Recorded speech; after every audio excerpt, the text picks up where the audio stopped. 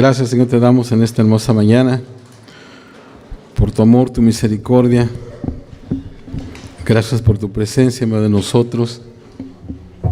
Gracias por tu Espíritu, Señor, por este tiempo que hemos alabado, glorificado tu nombre. Ahora, Dios mío, al abrir tu palabra, ayúdanos, Señor, para que, Dios mío, lo que tú, Señor, quieras, Señor, hablarnos, podamos, Dios mío, estar dispuestos, podamos tener un corazón abierto, Señor, oídos, Señor, abiertos y un corazón abierto, Señor, para recibir tu palabra en esta mañana, Señor. Gracias por cada persona que está aquí. Dios mío, siempre tienes un propósito, Señor, por el cual envías tu palabra. Y en esta mañana no es la excepción, Señor. Tú tienes algo que decirnos, Padre, y permite que podamos estar atentos en esta mañana para que no perdamos, Señor, lo que tú quieres hablarnos, Padre. Gracias, Dios mío. Gracias, Señor. En Cristo Jesús lo pedimos. Amén. Pueden sentarse, hermanos. Sean todos bienvenidos en esta mañana.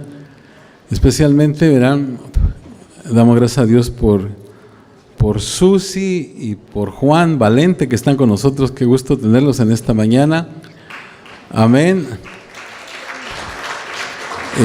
Bienvenidos todos, nuestra hermana Linda también, que no viene los domingos, pero qué bueno que está con nosotros, hermana. Amén, bienvenida en esta mañana. Hermanos, en esta mañana voy a pedirles que ahí como están, hermanos, abran sus Biblias en el libro de San Marcos, capítulo 11, y vamos a leer, hermanos, unos versículos que hablan acerca de lo que sucedió hace más de 2000 años, en este día precisamente, que conmemoramos la entrada triunfal del Señor Jesús, o lo que conocemos como el Domingo de Palmas o el Domingo de Ramos. Quiero que, hermanos, leamos esta porción en Lucas 11, porque hay unas cosas ahí que quiero que podamos ver. Lucas 11, hermanos, del 1 al 11 vamos a leer. Dice la palabra del Señor: cuando se acercaban a Jerusalén, junto a Betfagé y a Betania, frente al monte de los olivos, Jesús envió 2 de sus discípulos y les dijo: id a la aldea que está enfrente de vosotros, y luego que entréis en ella, hallaréis un pollino atado en el cual ningún hombre ha montado, ningún hombre ha montado. Desatadlo y traedlo. Y si alguien os dijere: ¿por qué hacéis eso?, decid que el Señor lo necesita y que luego lo devolverá. Fueron y hallaron al pollino atado afuera a la puerta, en el recodo del camino, y lo desataron. Y uno de los que estaban ahí les dijeron: ¿qué hacéis desatando el pollino? Ellos entonces les dijeron como Jesús había mandado, y los dejaron. Y trajeron el pollino a Jesús y echaron sobre él sus mantos, y se sentó sobre él. También muchos tendían sus mantos por el camino, y otros cortaban ramas de los árboles y las tendían por el camino. Y los que iban delante y los que venían detrás daban voces diciendo: Hosana, bendito el que viene en el nombre del Señor. Bendito el reino de nuestro Padre David que viene. Hosana en las alturas. Yo quiero que ponga atención a este verso 11. Dice: y entró Jesús en Jerusalén y en el templo, y habiendo mirado alrededor todas las cosas, como ya anochecía, se fue a Betania con los 12. Son otras palabras, se regresó a Betania. Esta mañana, hermano, quiero que analicemos un poco este pasaje. Yo sé que es un pasaje muy conocido por todos nosotros, pero en esta mañana yo quiero que usted, ¿verdad? Voy a pedirle que de alguna manera use su imaginación y nos sitiemos, ¿verdad?, en ese lugar. Gracias a Dios porque nos ha dado, ¿verdad?, el don de imaginarnos las cosas. Hermanos, esta es la Semana Santa y alrededor del mundo los cristianos están celebrando los eventos que tuvieron lugar 2000 años atrás. Hermanos, y aunque tal vez como cristianos, muchos grupos tal vez no estemos de acuerdo en muchas cosas, pero hermanos, en esto tenemos que estar todos de acuerdo, porque la Semana Santa, hermanos, está como en el centro de la fe cristiana. Y es una semana muy especial, 8 días que comienzan con el Domingo de Palmas y terminan con el Domingo de Resurrección. Y es verdaderamente, hermanos, una Semana Santa porque abarca los eventos más sagrados de la fe cristiana. Todas las cosas que más apreciamos como cristianos, hermanos, fueron de alguna manera probadas en esta gran semana en Jerusalén. Entonces, esta mañana, hermanos, nuestro enfoque es el Domingo de Ramos. Como dije hace un momento, estoy seguro de que todos nosotros conocemos de alguna manera la historia, pero hay algunos detalles, hermanos, que tal vez no consideramos siempre. Y yo quiero que en esta mañana usted pueda estar muy atento porque hay algunas cosas que Dios nos quiere decir a través de este mensaje y no queremos perderlas. Porque hay algunos detalles, ¿verdad?, en la historia que tal vez no todos hemos considerado. Por ejemplo, ¿por qué Jesús entró en Jerusalén montado en un asno? ¿Por qué las personas, hermanos, agitaban ramas de palmera? ¿Por qué gritaban Hosana mientras Él iba pasando? ¿Qué significaba, hermanos, todo esto? De los eventos de Semana Santa, hermanos, yo creo que la entrada triunfal es la que a veces, bueno, nosotros la conocemos en la Escritura, ¿verdad? Pero a veces pasamos por alto muchas cosas. Tal vez es la que menos entendemos, la entrada triunfal del Señor Jesús. Entonces, para empezar en esta mañana, quiero que consideremos unas palabras de un filósofo danés llamado Søren Kierkegaard. Él dice lo siguiente, dice, la verdad debe esencialmente considerarse como algo en conflicto con este mundo. El mundo nunca ha sido tan bueno y nunca llegará a ser tan bueno para que la mayoría desee algún día la verdad. Hermanos, en Domingo de Ramos, la verdad entró en Jerusalén a espaldas de un burrito, de un asno.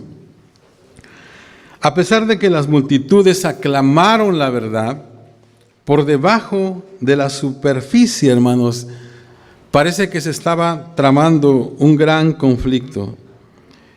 La mayoría, hermanos, por lo que vamos a ver en esta mañana, la mayoría no quería la verdad ese día. Y tampoco, hermanos, la han querido desde ese día. La mayoría que no quería la verdad ese día, tampoco en ese tiempo, la mayoría no ha querido hasta este día la verdad. Ahora, como dije, quiero que nos imaginemos las escenas. Hermanos, imagínense, ese día, hermanos, empezó como todos los demás días en Betania, con la salida temprana del sol y el sonido de los mercaderes abriendo sus pequeños negocios. Betania, hermanos, no era un pueblo grande, ni siquiera era un pueblo, más bien una pequeña villa, un simple grupo de casas. Entonces aquí y allá los agricultores se preparaban para ir a los campos, que ya estaban listos para ser cultivados. Podemos imaginarnos, hermanos, a las mamás, a las madres, ocupadas en alistar, en vestir a sus hijos. Para la mayoría era una mañana normal, era una mañana como cualquier otra. Pero había una casa, hermanos, en la cual las cosas eran diferentes, porque Jesús estaba ahí. Era el hogar de María y Marta, 2 hermanas que vivían en Betania, que vivían con su hermano Lázaro. Jesús, hermanos, había visitado muchas veces ese hogar como que era un lugar especial de refugio para el Señor Jesús. Apenas unos días antes, Jesús públicamente había levantado a Lázaro de la muerte. Cientos de personas habían sido testigos de este hecho y para este tiempo miles más habían oído las noticias. A eso había venido Jesús esta vez a Betania. Sin embargo, hermanos, ahora todo el mundo sabía que esto ya había pasado y todos, hermanos, estaban conscientes de que Jesús no se iba a quedar en el pueblo, no iba a permanecer en Betania. Él tenía una misión. Nadie sabía lo que iba a pasar. Nadie, ni siquiera el más cercano de sus discípulos, se daba cuenta de lo que estaba por pasar en esa particular mañana de domingo. Quiero pausar aquí para insertar dos hechos en la narrativa. Uno es, hermanos, que la historia de la entrada triunfal es repetida en detalle por los 4 escritores del Evangelio. Este hecho, hermanos, es digno de mención, ya que nos dice que algo importante está a punto de suceder. El otro hecho, hermanos, es que al leer esta historia hay algo que llama nuestra atención, y es el hecho de que Jesús está en completo control de todo lo que pasa ese domingo de Ramos. Fíjense, hermanos, a diferencia de otros eventos en su vida, Él no está reaccionando ante algo o ante alguien. Nadie está esperando que haga lo que Él hace. No hay personas enfermas, no hay fariseos para confrontar, no hay tormentas que calmar, no hay muertos que resucitar, no hay preguntas que responder. En otras palabras, lo que Jesús hace, lo hace porque Él quiere hacerlo, por su propia voluntad. ¿Se acuerdan que siempre en su ministerio, Él se movía siempre por una necesidad, ¿verdad? Iba a un lugar y lo agarraban y se movía para allá, se movía para acá. Siempre iba de acuerdo a una necesidad, pero en esta ocasión, hermanos, no había nada de eso. O sea que Él va por su propia voluntad.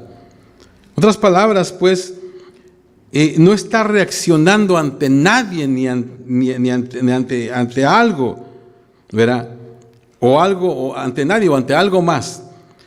Ahora, la historia, hermanos, del domingo de Ramos, realmente empieza con un asno. La mayoría de nosotros hemos oído cómo Jesús envía a uno de sus discípulos a un lugar, una pequeña villa, con instrucciones de traer el asno, lo que leímos esta mañana. Cuando leemos el Evangelio de Mateo, hermanos, nos damos cuenta de que los 2 discípulos, de hecho, trajeron 2 asnos, o sea, así lo dice en Mateo. Un asna y su cría, la cual nunca había sido montada. Mateo, hermanos, también nos dice que al entrar montado en un asno a Jerusalén, Jesús estaba cumpliendo una antigua profecía que se encuentra en el libro de Zacarías 9:9. Estas palabras, hermanos, escritas 575 años antes, predecían, hermanos, que el Mesías vendría a Israel y vendría montado en un asno. Fíjense, es lo que dice la palabra: regocíjate mucho, hija de Sión, da voces de júbilo, hija de Jerusalén. He aquí tu rey vendrá a ti, justo y salvador, humilde y cabalgando sobre un asno, sobre un pollino, hijo de asna. Estas palabras, hermanos, nos dicen 2 hechos específicos acerca del Mesías. En primer lugar, Él vendría como un rey amante, montado sobre un asno. Y en segundo lugar, hermanos, Él vendría como un rey justo, trayendo salvación a su pueblo. Ahora, fíjense esto, hermanos, nadie esperaría que un rey viniera montado sobre un asno. Era la manera más ilógica que Jesús podría haber elegido para presentarse a la nación. O sea que si la Escritura no lo hubiera predicho, hermanos, nadie lo hubiera ni siquiera pensado, ni siquiera lo hubiera soñado. Porque se dice que anteriormente, pues, los reyes venían en caballos, ¿verdad? Venían en algo, y que ningún rey que se respetara querría ser hallado muerto sobre un asno. O sea que eso era algo que no se podía concebir. Ahora, hermanos, esto explica por qué los romanos estaban muy despreocupados ese domingo de Ramos, mientras que miles de personas acudieron a Jesús. Desde su punto de vista, todo parecía una broma. O sea, para los romanos, como que esto parecía una broma. ¿Un rey en un asno? Estás bromeando. Ningún rey que se respetara a sí mismo se presentaría de esa manera. Si un rey quería hacer un impacto, vendría en un caballo, rodeado por soldados, o quizá tal vez subido en su carro de guerra, pero en un asno, de ninguna manera. No es difícil, hermanos, imaginarse a los romanos reírse mientras miraban ese espectáculo. Un rey pobre, montado en un asno prestado, la silla de montar hecha de los mantos de la gente, asistido por una multitud cuyas únicas armas eran ramas de palmera. O sea, Jesús no se miraba como un rey, pero ese, hermanos, era el punto. Ese era el punto. Él es un rey, pero Él no es como cualquier rey terrenal. Entonces la entrada triunfal, hermanos, fue como una especie de parábola actuada, en la cual Jesús estaba mandando un claro mensaje a la nación. Y el mensaje era: esto es lo que yo soy. Yo soy su rey, pero no soy el rey que ustedes estaban esperando. Ahora, hablando de lo inesperado, al empezar Jesús su viaje de 3 millas de Betania a Jerusalén, la gente al lado del camino, dice la Biblia, que empezó a hacer algo que nadie pudiera haber predicho. Mientras Jesús pasaba, hermanos, ellos gritaban, ellos agitaban ramas de palmera. ¿Qué significaba eso, hermanos?